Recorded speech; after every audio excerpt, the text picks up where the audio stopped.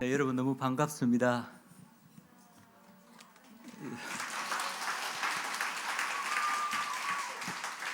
저만 반가운 거 아니죠?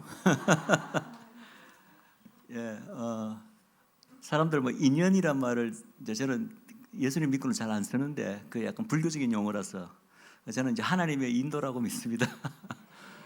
진짜 제 어머님 때문에 나왔는데 하나님 인도하심으로 이제 귀한 교회 또 여러분 만나게 뵙게 되고 예배가 살아 있고 또 말씀에 대한 열정과 사모함이 살아있는 이런 교회 참 너무나 귀하거든요. 저도 이제 몇 군데 아주 많이 다니지는 않았지만 참 너무 귀하다라는 생각을 가지게 되고 그래서 뭐 저보고 감사하다고 하셨지만 제가 더 사실은 더 감사합니다. 저는 사실은 하나님의 말씀을 나누고 가르치는 어떤 그 부르심을 저에게 이제 평생 주셨다고 믿고 그래서 제가 이제 이쪽으로 이제 세상 지금 내려놓고 하게 되었는데 그래서 저로서는 가장 하나님께 감사한 것이 이렇게 말씀을 나누고 가르칠 수 있는 그런 기회, 장이 열리는 것이 저로서는 가장 저에게 큰 축복이고 기쁨입니다. 그런 장을 우리 목사님 두 분이 마련해 주셔서 너무 감사하고 또 여러분들이 또 지겨워하지 않으시고 제 강의를 어떻게 생각하면 굉장히 좀 어렵기도 하고 낯설기도 하고 그런 내용도 많아서 지겨울 텐데 지겨워하지 않고 또 이렇게 반응해 주시게 하셔서 저는 너무나 감사합니다. 사실은 이제 지난 사흘간 집회를 마치고 목사님한테서 약간의 이제 피드백을 받았습니다. 그 가운데 제가 참 너무나 감사했던 것은 그렇잖아요. 말씀을 이렇게 전하고 나도 그 말씀에 대해서 아무런 반응이 없어요. 궁금한 것도 없고 그러면 말씀을 전하는 사람으로서는 제일 좀 실망되거든요. 그런데 그것이 뭐 꼭 다 말씀이 좋았다라기보다도 말씀을 듣고 보니 이런 부분이 좀 의문이 생긴다. 이건 도대체 어떻게 된 거냐. 이런 이제 몇 분이 그런 어떤 질문을 목사님에게 보내셨더라고요. 그래서 목사님도 이제 그런 질문을 저하고 나누셨는데 저는 그런 그 반응을 보면 제가 제일 기쁩니다. 아무 반응이 없는 것보다도 이건 아니잖아요. 이게 더 맞지 않나요? 하고 막 아니면 이건 어떻게 된 거야? 라고 물으시는 분이 있으면은 제 자신이 옛날부터 제일 그 학교 다닐 때도 질문을 제일 많이 해서 선생님을 제일 많이 괴롭힌 사람이 저였습니다. 그렇기 때문에 저 역시도 누가 저에게 질문하는 걸 제일 좋아하고 그리고 사실은 제가 이제 일방적으로 말씀을 이렇게 강의식으로 전하는 것보다 제가 제일 좋아하는 방식은 뭐냐 하면은 영어로 말하면 Q&A라는 거 하시죠. Question and Answer. 그냥 아무 질문이나 그냥 평소에 성경에 대해서 가졌던 질문을 그냥 이렇게 앉아서 아무 질문이나 하고 뭐 물론 큰 주제를 정해놓으면 더 좋겠지만 그렇게 해서 이렇게 아무 질문이나 하고 대답하고 이렇게 하는 그런 시간을 제가 사실은 제일 좋아하거든요. 그런데 이제 여러분들이 지난 사흘 동안의 강의에서 그런 부분을 나눠주셔서 저는 너무나 참 감사하게 생각합니다. 그리고 이번에 이제 이렇게 왔는데 사실 제가 목사님 다시 와주시라는 말을 듣고 예 그러겠습니다 하고 순종하러 했는데 그때까지만 하더라도 가만 보니까 이 사흘이 크리스마스 시즌인 걸 또 제가 미처 생각을 못했는데 가만 보니까 크리스마스를 통째로 그냥 이 주임조 교회랑 보내게 됐더라고요. 그것도 이게 우연이 아니다. 왜냐하면 여러분 크리스마스는 가족과 보내는 시간 아닙니까? 그렇죠? 근데 제가 크리스마스를 이 주임제 교회를 보내는 거 보니까 이 주임제 교회가 제 가족이 되었나 이런 생각을 좀 해봤습니다. 감사합니다. 그리고 목사님도 금방 나누셨는데 또 하나 신기한 게 있습니다. 이제 어떻게 강의 일정을 짜다 보니까 주일날 오후부터 하는 새 강의가 이제 소위 가을절기라 불리는 새 절기에 대해서 나누게 되는데요. 여러분 25일날 주일날이 무슨 날이죠? 예수님 탄신일로 우리가 이제 셀리브레이션 하는 날 아닙니까? 그런데 놀랍게도 예수님의 탄생 자체가 여러분 예수님이 크리스마스 날 태어나셨다고 그냥 고지고대로 믿으시는 분은 없으시죠? 그래서 그날 어차피 모르니까 우리가 그냥 하루 날 정해서 예수님의 탄생을 기리자해서 정한 날이 크리스마스인데 사실은 저는 거의 100% 가까이 확신을 하는데 여호와의 7절기와 예수님의 탄생과도 깊은 관계가 있습니다. 여러분들 뭐 예수님의 초림과 재림만 관계 있다고 생각하는데 예수님이 이 땅에 오신 탄생하는 것 자체도 여호와의 절기와 관계가 있습니다. 그런데 그 절기가 해필이면 가을절기예요.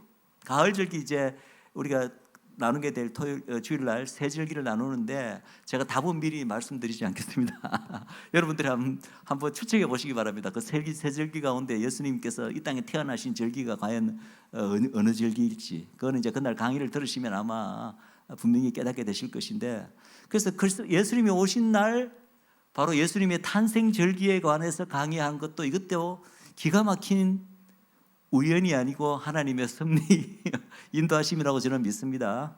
그래서 그날 여러분들과 함께 그 부분을 나누게 될 것을 참 감사하게 생각하고, 사실은 대속죄일에 관한 것은 제 지난 강의 세 번에 걸쳐 하나님의 염소 이야기하면서 잠깐은 나누었던 것 같습니다.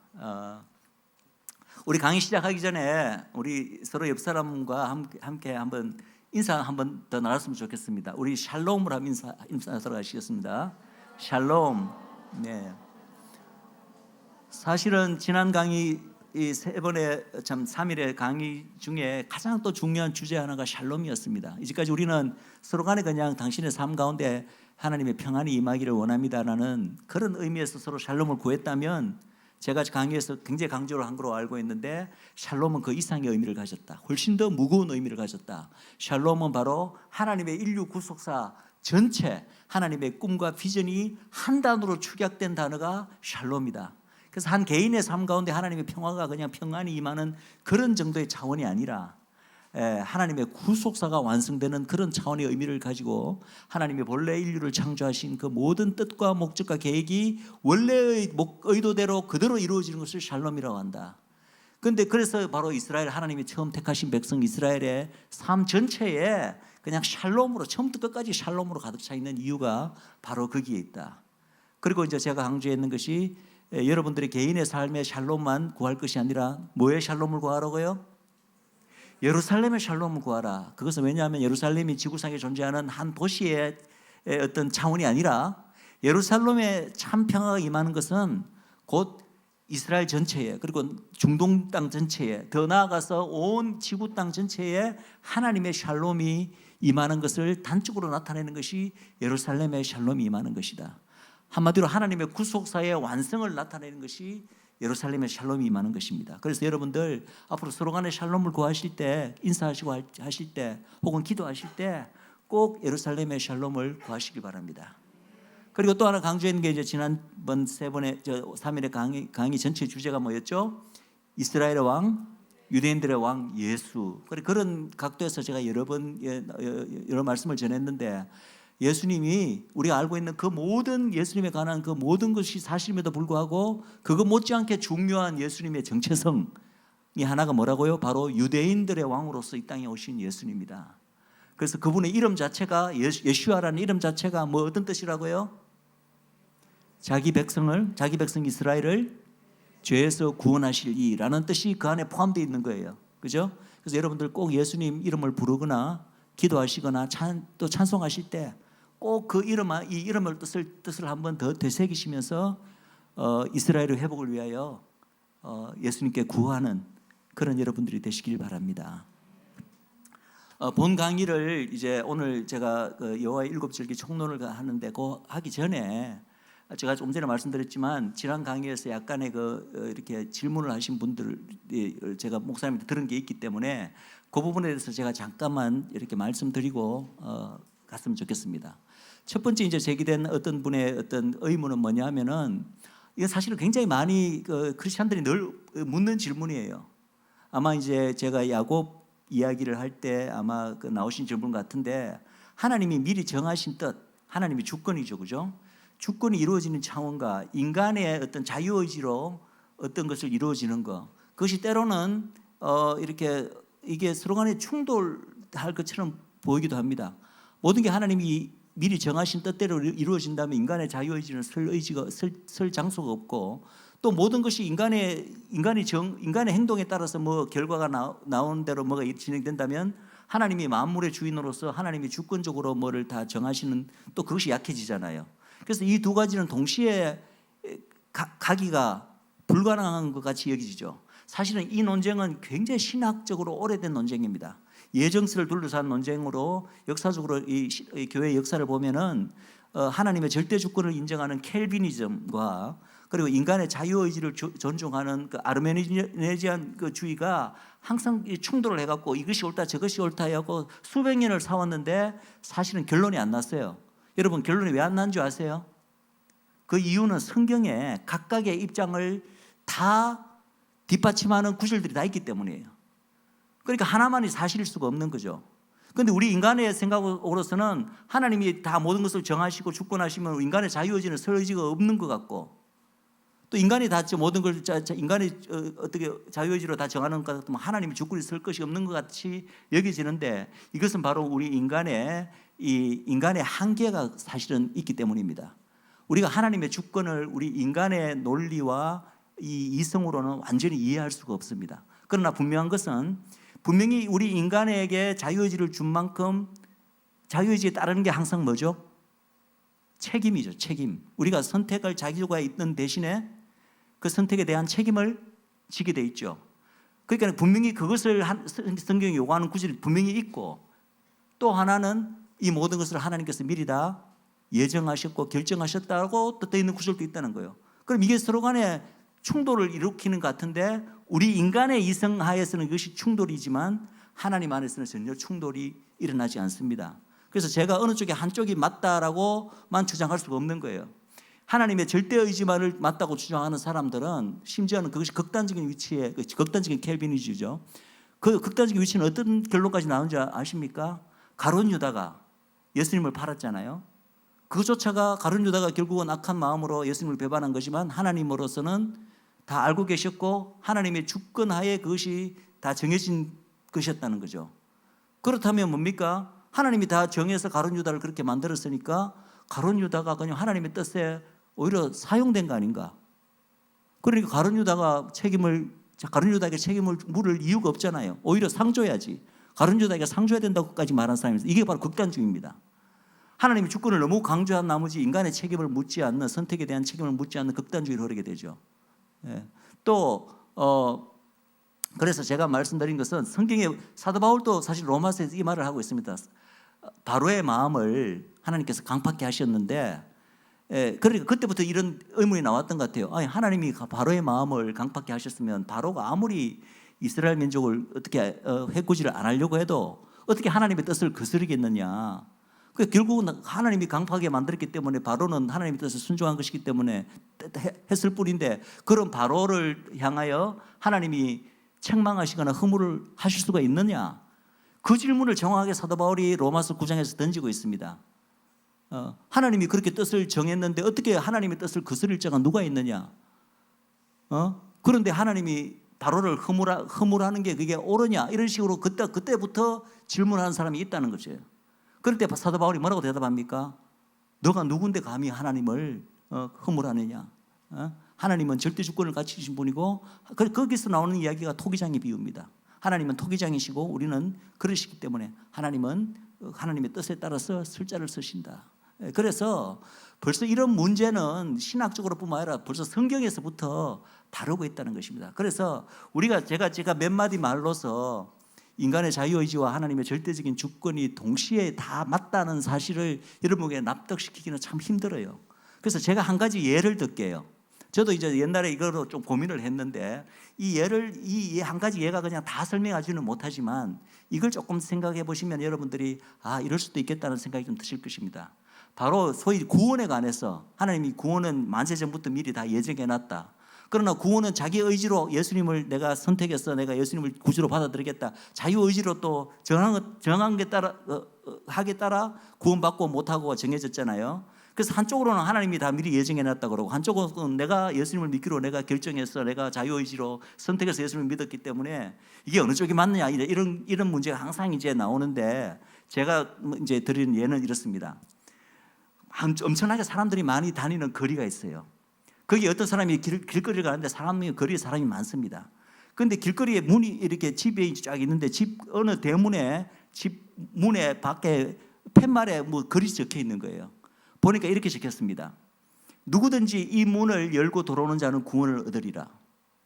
그러니까 많은 사람들이 그 팻말을 보고 아예 흥하고 아예 조금 더 고민도 안 하고 지나가는 사람들이 대부분이고, 어떤 사람은 그 앞에서 이게 말이 사실일까? 내 문을 열고 한번 들어가 볼까 말까 막 망설이다가 어떤 사람은 아이 장난일 거야 하고는 결국은 문을 안 열고 그냥 또 가는 사람도 있고, 어떤 사람은 막 고민을 하다가 속아도 본전이지 그러면서 한번 들어가 보자 하고, 진짜 그때는 이제 자기가 결정해서 들어가는 거잖아요. 그래서 이제 한번 들어가 보자 하고 딱 들어간 사람이 있어요. 그런데 이 사람이 이제 그렇게 해서 자기가 이제 결정을 내리고 딱 들어가서 안에 딱 들어가 보니까 문 안쪽에 팻말이에 또 하나 걸려 있는 거예요. 그 팻말이 뭐라고 적혔냐면 너는 영원 전부터 이 문을 들어오기로 이미 예정되어 있었다, 이렇게 되어 있는 거예요. 여러분, 이게 바로 하나님의 절대 주권과 인간의 자유의지에 대한 아주 저는 굉장히 모든 것을 말해주지는 않지만 굉장히 좋은 예라고 생각합니다.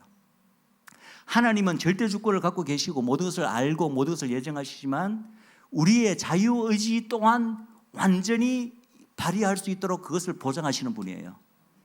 우리에게 자유의지가 없다면 하나님께서 우리에게 책임을 물으실 이유가 없죠. 가룟 유다에게도 책임을 물으실 이유가 없고 바로에게도 책임을 물으실 이유가 없는 거죠. 그죠? 그러나 우리로 입장에서는 우리에게는 완전한 자유가 주어졌습니다. 예수님을 받아들일 자유, 혹은 예수님을 거부할 자유, 하나님을 믿을 자유, 안 믿을 자유, 하나님 부름에 순종할 자유, 안 자유, 그것은 철저하게 우리 자유의지에 맡기셨어요. 그러나 그렇다고 우리 자유의지에 맡겼냐 하면 알고 보니까 이것이 다 나중에 하나님께서 다 하나님이 주권적으로 다 예정했다는 거예요. 그것까지 우리가 다 사실은 고민하실 필요가 없고, 중요한 것은 하나님의 이 영원하신 우리가 이해할 수 없는 그 신비, 하나님의 섭리 안에서는 인간의 자유의지와 하나님의 절대 주권을 충돌하지 않는다. 하나님께서는 우리의 인간의 자유의지를 풀로 완전히 보장하시는 방식으로 항상 일을 하시는데 그것조차도 하나님의 영원하신 예정과 주권 하에 있다. 그냥 이렇게 정리하시면 될 것 같아요. 되겠습니까? 그리고 이 문제와 관련해서 또 하나 굉장히 중요한 문제가 이제 바로 야곱 이야기에서 제가 이제 한 건데, 바로 인간의 가치 기준과 하나님의 절대 주권과 때때로는 이런 충돌을 일으킬 때가 있다는 거죠. 제가 야곱 이야기에서 무슨 말을 하신지 알 것입니다. 인간의 가지는 가치 기준은 속이면 나쁜 거죠. 야곱이 아버지를 엄마랑 짜고 아버지를 속인 건 사실이잖아요. 그 속인 행위는 사실이잖아요. 그런데 우리는 속이는 것은 무조건 나쁘다라는 인간이 정한 가치 체계가 있습니다. 그런데 제가 이제 정한 메시지는 그것이 하나님의 뜻이었다는 거죠. 그죠? 그래서 결국은 하나님의 뜻이 이루어졌다는 거죠. 그런데 문제는 뭐냐면, 그래서 이런 경우에는 하나님의 어떤 절대 주권과 우리 인간이 가지는 어떤 윤리 혹은 가치 체계가 때때로는 이렇게 충돌할 때가 성경에 가끔씩 이렇게 그런 예들이 보인다는 거죠. 그런데 여러분 이걸 아셔야 됩니다. 결론적으로 말씀드린다면 하나님은 우리 인간이 가지는 윤리 가치 체계 위에 계신 분입니다. 그래서 하나님이 행하시는 일을 우리 인간의 윤리 체계 안에 억지로 가두려는 그 시도는 굉장히 위험한 것입니다. 그것을 벗어난 예가 종종 있습니다. 예를 들어서 십계명, 우리가 하나님이 주신 명령이기도 하잖아요. 살인은 나쁜 거잖아요. 십계명에서 거무한 거잖아요. 그렇지만 모든 살인이 다 나쁜가요? 하나님께서 가나안 땅에서 가나안에 있는 그 족속들의 어린아이들, 노인들까지 다 죽이라고 하셨잖아요. 그러니까 무조건 살인은 나쁘다, 어떤 경우에도 나쁘다라고 주장하면 그거는 인간의 가치 체계가 마치 신적 위치에 올라가 버리는 거예요. 그러나 근데 우리의 선과 악을 나누는 기준은 뭡니까? 어떤 정해진 룰입니까? 그게 아니라 선과 악을 나누는 기준은 철저히 하나님이십니다. 하나님이 뭐라고 하면은 그것이 선이고 아니다라면 그게 악인 거예요. 무조건 살인이 악이 아니라 하나님이 때로는 죽이라고 명령하실 때가 있어요. 그러면 그 명령을 순종하는 게 선이고, 살인은 악한 건데 나는 살인하지 않을래라고 하면서 하나님 말씀에 불순종하면 그게 악이 되는 거예요. 선과 악의 철저한 기준은 누구라고요? 하나님이십니다. 하나님이 정하시는 거예요. 에덴 동산에서 왜 그 이름이 선악과인데요? 그게 그 선악과를 따먹고 내가 뭔가 선이고 뭔가 악인가를 정해보겠다고 한 것이 바로 선악과를 따먹는 행위잖아요. 그런데 선과 악은 인간이 정할 수가 없습니다. 누가 정한다고요? 하나님이 정하신 거예요. 그래서 하나님은 살인은 나쁜 거야 라고 십계명에 주셨지만, 그러나 그것조차도 하나님은 그 위에 계신 분이에요. 때때로 하나님께서 살인하라고, 누구를 죽이라고 명령할 때는 그 명령에 순종하는 것이 선이라는 것입니다. 예. 그리고 또 한 가지만 더 예를 들면 마치 그런 거죠. 다말 이야기 아시잖아요. 유다의 며느리. 인간적으로 봤을 때는 극악한 아주 폐륜적인 이야기 아닙니까? 며느리와 시아버지가 근친상간으로 아이를 낳는 거. 그런데 지금 많은 분들이, 저도 그렇게 생각하지만은, 그런 메시지를 전하지만은, 인간적으로 봐서는 흉악한 일이고 정말 좀 끔찍한 일이고 손가락질을 받을 만한 일이지만, 그런 다말의 행동이 바로 하나님의 뜻을 이룬 것이고 하나님의 어떤 하나님의 언약을 이루려는 바로 믿음의 행동이었다라고 해석하는 경우가 굉장히 많습니다. 중요한 것은 무슨 살인이라든지 건지상이라든지 이런 어떤 인간이 생각하는 어떤 윤리 기준이 그게 최선이 아니라 그보다 더 위에 있는 하나님의 선이 있는데, 그것은 뭐냐 하면은 하나님의 그 어떤 뜻, 하나님의 언약을 이루어 나가시는 구속사에서 하나님의 언약이 이루어지는 거예요. 사실은 다말의 행동 자체도 자기가 남자가 그리워서 그런 행동을 했다기보다는, 남자가 없어서 시아버지를 그렇게 했겠어요? 다른 젊은 남자들도 많은데, 다말의 행동은 아버지 유다를 통해서 결국 누가 나오죠? 유다 지파를 통해서 예수님이 오잖아요. 언약의 계보를 이어나가려는, 왜냐하면 그거 아니면 유다로부터 이 계보가, 언약의 어떤 그 줄기가 끊어지니까, 그것을 이어나가려는 믿음의 여인의 행동이었다라고 그 행동을 해석하는 것이 더 옳은 성경적 해석이라고 하는 것입니다. 그래서 중요한 것은 하나님의 성경 전체의 가장 큰 하나님의 뜻, 계획이 뭡니까? 인간들에게 언약을 주시고 그 언약을 이루어 나가시는 과정에서 바로 인간 구원을 이루어 나가시는 것이 성경 전체에 나타난 하나님의 뜻이잖아요. 그것이 최우선이고 최고의 선인 거예요.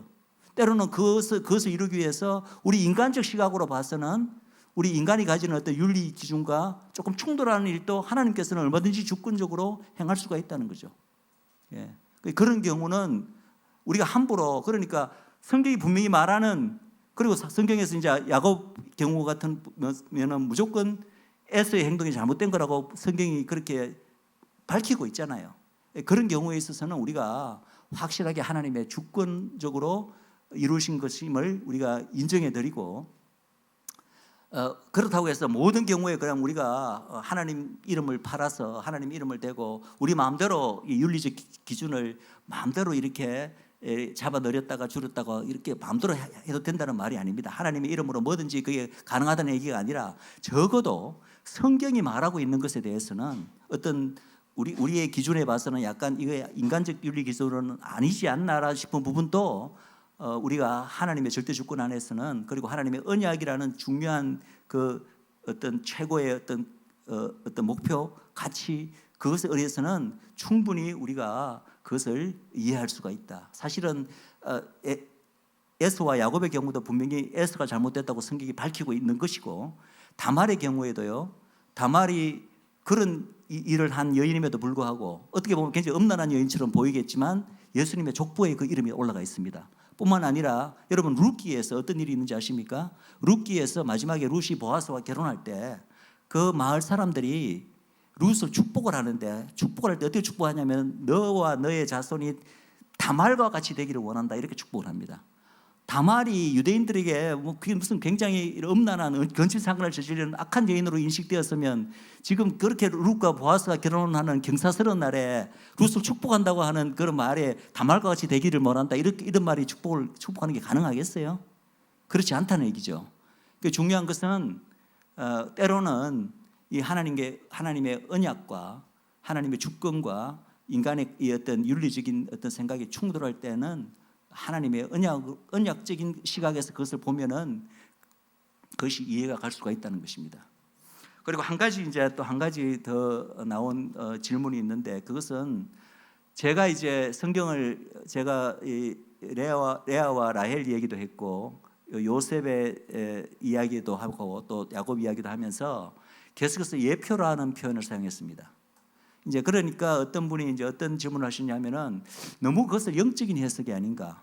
특별히 이제 영적인 해석 가운데 알레고리, 혹시 알레고리라는 말을 들어보신지 계신지 모르겠지만은, 우리나라 말로 표현하면 우화적 해석이라고 합니다. 우화적 해석으로 이렇게 성경 전체를 보는 것이 아닌가라고 이제 이렇게 질문을 하신 분이 있었습니다. 그 부분은 이제 제가 조금 말씀을 드려야 될 것 같아서 말씀을 드리는데, 영적인 해석은 맞습니다. 제가 한 것이. 그런데 영적인 해석 가운데 알레고리가 있고, 제가 한 것은 알레고리가 아니라 소위 타이폴로지라고 하는데 예표론인데, 그것은 좀 차이가 나냅니다. 둘 다 영적인 해석은 맞습니다. 그런데 영적인 해석이라고 해서 예를 들어서 알레고리는 요즘 와서는 많이 사람들이 경계를 합니다. 왜냐하면은 영적인 해석인데 알레고리는 조금 지나친 경우에는 성경의 본뜻을 많이 훼손하는 방향으로 악용이 된 예가 있기 때문에, 알레고리론을 처음 만들어낸 사람은 우리가 잘 아는 그 신앙의 선배 중에서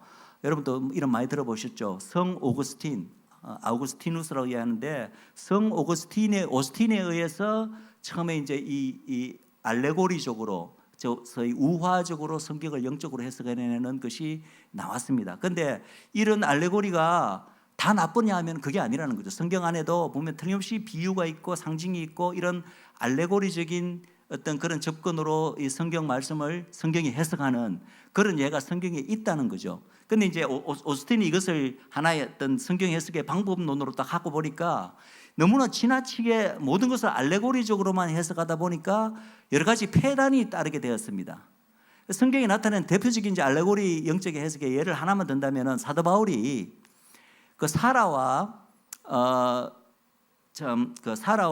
또 그 사라 여종 누구죠?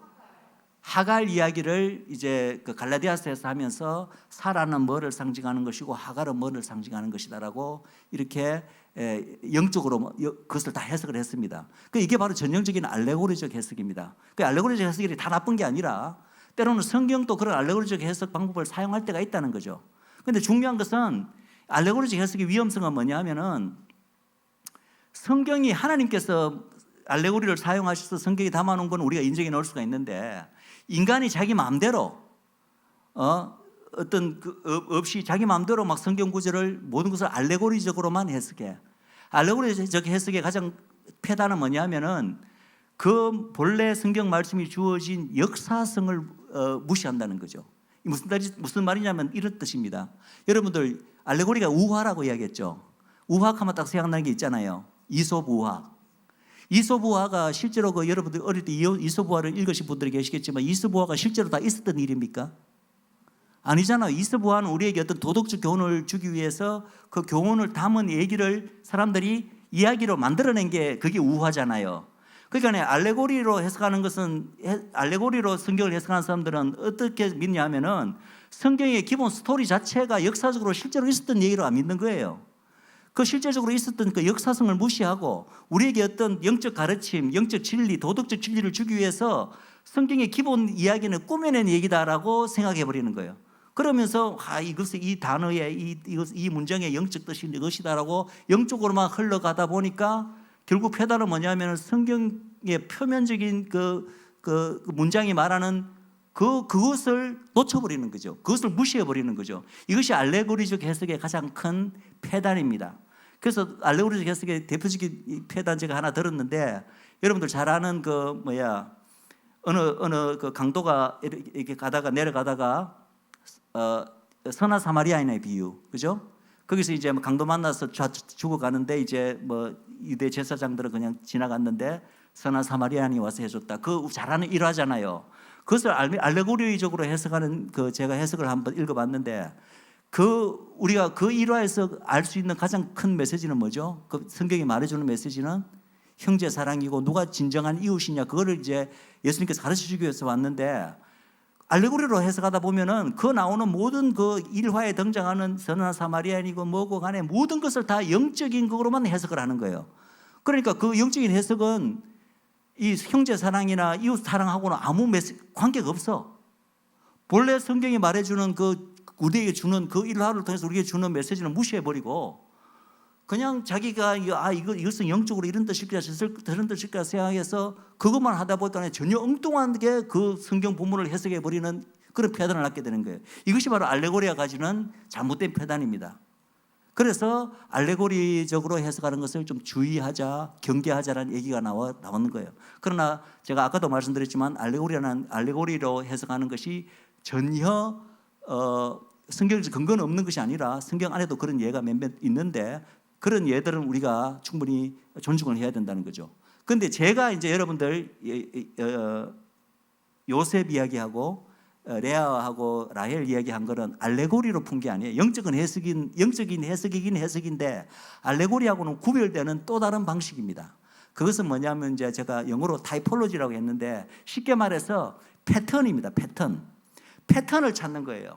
저는 성경 말씀의 그 요셉 이야기라든지 혹은 레아 라헬의 모든 그 구약 성경에서 말하는 표면적인 이야기가 다 역사적으로 실제로 일어났고 그것이 우리에게 주는 실질적인 여러 가지 늘 이야기하는 도덕적 신앙적 교훈을 다 그대로 믿는 사람입니다. 저는 하나님 말씀 그대로 믿는 사람이기 때문에 제가 간증할 때도 말씀드렸죠. 창조각으로부터 내가 창세기 처음부터 계시록 끝까지 저는 하나님 말씀을 문자 그대로 믿는 사람이라고. 그것을 다 받아들이는과 동시에 그 밑에 또 하나의 사람들이 잘 모르는 어떤 예언적 밑그림이 있는데 그 밑그림을 어떻게 찾아내느냐 하면은 제 마음대로 막 아무 단어나 아는 것을 영적으로 막 이렇게 해석하는 게 아니라 패턴을 찾는 거예요. 패턴. 제가 하는 방법은 그래서 타이폴로지란 말은 패턴이 무슨 말인지 아시죠? 비슷한 유형을 찾아내는 거예요. 그러니까 요셉의 생애를 이렇게 보니까 우리가 이미 알고 있는 성경을 통해서 알고 있는 예수님의 생애를 우리가 다 알고 있잖아요. 이분이 어떤 삶을 지냈고 이분이 무엇을 위해서 왔다 이 땅에 오셨는지 다 알고 있는 거잖아요. 그런 예수님이 행하신 그 모든 일과 요셉이 행하는 일들이 패턴적으로 이렇게 다 연결이 된다는 거죠. 또 라헬과 제가 레아 이야기할 때도 보니까 라헬의 특징을 제가 쫙 연결을 했지 않습니까? 쫙 연결하다 보니까 라헬이 나타내는 성경이 말하고 있는 그 패턴이 우리가 알고 있는 이스라엘의 어떤 그거하고 유형이 비슷하게 된다는 거죠. 이것은 제가 함부로 아무거나 이렇게 영적으로 해석하는 것이 아니라 성경에 이미 잘 알려진 진리와 비슷한 유형들을 구약의 이야기에서 찾아내서 그럼 이런 비슷한 유형들이 이 구약 이야기 안에 숨어 있는 걸 보니까 이것은 우연이 아니라 어떻게 생각하면 우연이겠지만 한두 가지만 우연이지만 그런 패턴이 너무나 많이 반복되는 거 보면은 이게 우연이 아니라 하나님께서 원래 이런 이야기 안에 그런 패턴이 들어가도록 하나님께서 그렇게 디자인을 하셨구나라는 것을 우리가 알 수 있다는 거죠. 그래서 이것은 단순히 알레고리로 해석하는 게 아닙니다. 패턴을 찾는 것이기 때문에 이것을 타이폴로지라고 부릅니다. 그래서 저는 알레고리로 성경을 해석하는 것은 저는 굉장히 경계를 해야 되고, 왜냐하면 그거는 자의적으로 막 함부로 영적 해석으로 치우칠 위험이 있기 때문에 그것은 저도 하지 않는 것이고 굉장히 위험한 것이지만 제가 행하는 것은 패턴을 찾는 것입니다. 우리가 이미 알고 있는 이스라엘 얘기, 예수님의 이야기와 비슷한 패턴을 구약의 이야기에서 이렇게 찾아내는 거죠. 그리고 그것이 찾아지면 그것이 단순히 우연히 그 안에 들어가 있는 것이 아니라 하나님께서 미리 정하신 뜻에 따라서 그런 패턴을 그 안에 넣어 놓으셨다라는 것을 우리가 알 수 있는 거죠. 그래서 그냥 단순히 우화가 아니다, 알레고리가 아니다라는 점을 여러분에게 말씀드리고 싶습니다. 조금 이해가 되셨나요? 예.